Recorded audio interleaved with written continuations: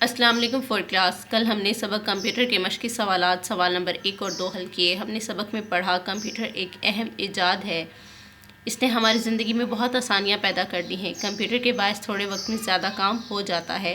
Computer کے 4 بنیادی حصے ہوتے ہیں جنہیں مانیٹر، کمپیوٹر کیس، کی بورڈ اور ماؤس کہتے ہیں۔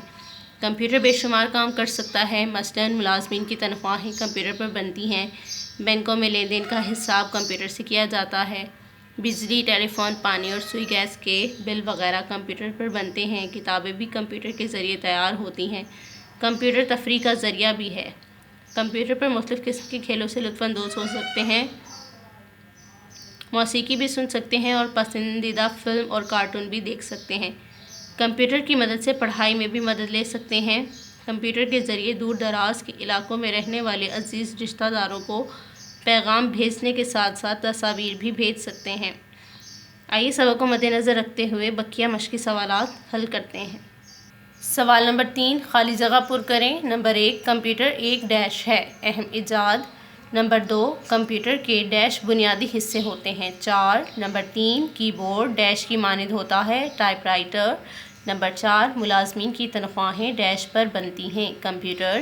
نمبر 5، کمپیوٹر ڈیش کا ذریعہ بھی ہے، تفریح۔ موبائل فون کے بارے میں آپ کیا جانتے ہیں؟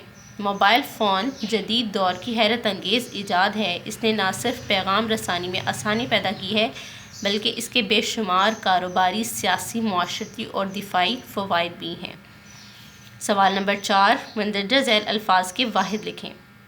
فور کلاس دیکھیں، پہلے ہم واحد الفاظ کی جمع لکھتے تھے، اب جمع دیے گئے ہیں، ہم جمع الفاظ کے واحد لکھیں گے۔